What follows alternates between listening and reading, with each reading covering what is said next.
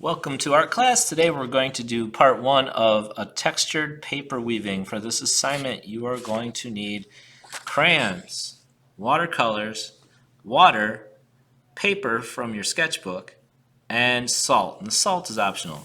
And by salt I mean salt. So if you have a little shaker of salt at home, you can use it for this assignment to make your paper have even more texture. So what is texture? Texture is something you can feel. That's real texture.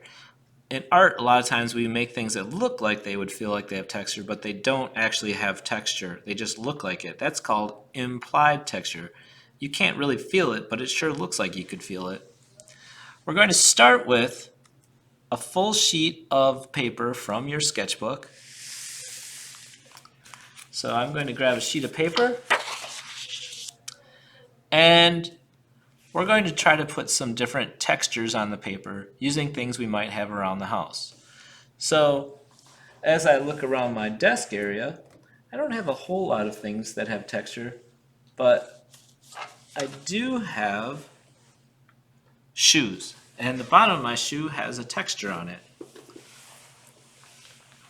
And it looks like this.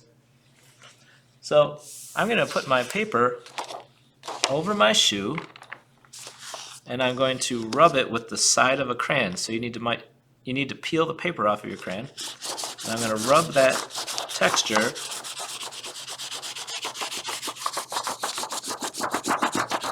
into my paper.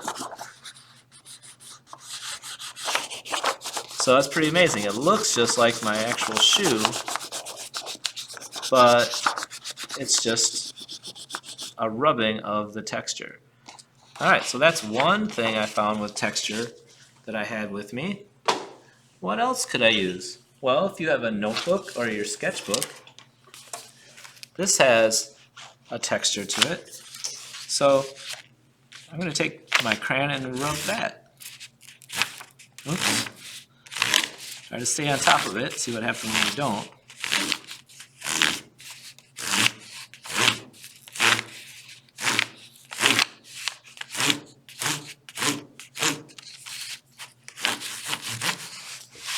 So I'm getting all that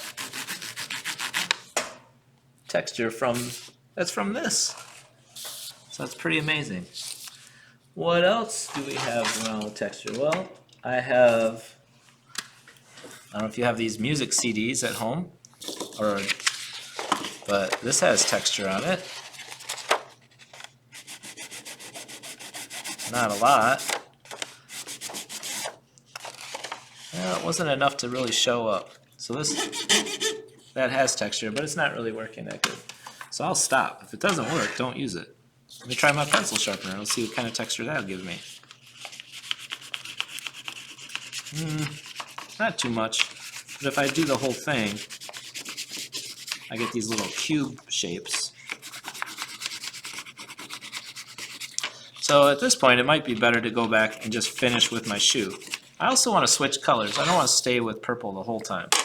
So let's see what else I have. I already peeled the paper off of my orange crayon and my green crayon.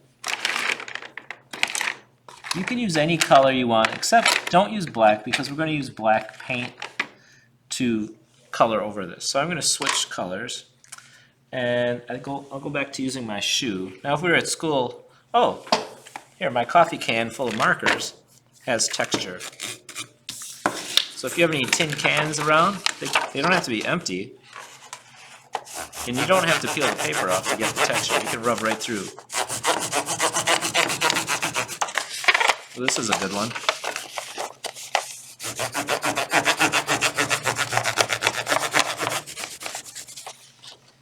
Oh, I like that. Let me switch to orange.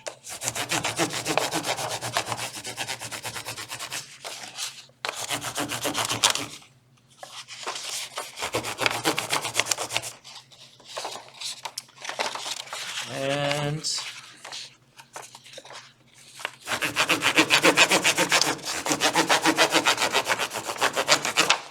I like when I double it up. Instead of just having one kind, I use a couple kinds.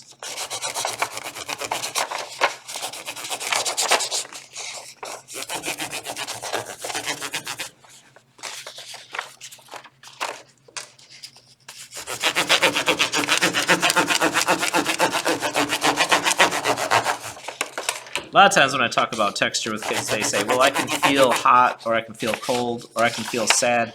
It's not about those types of feelings. It's things that you can feel as you drag your hand across them.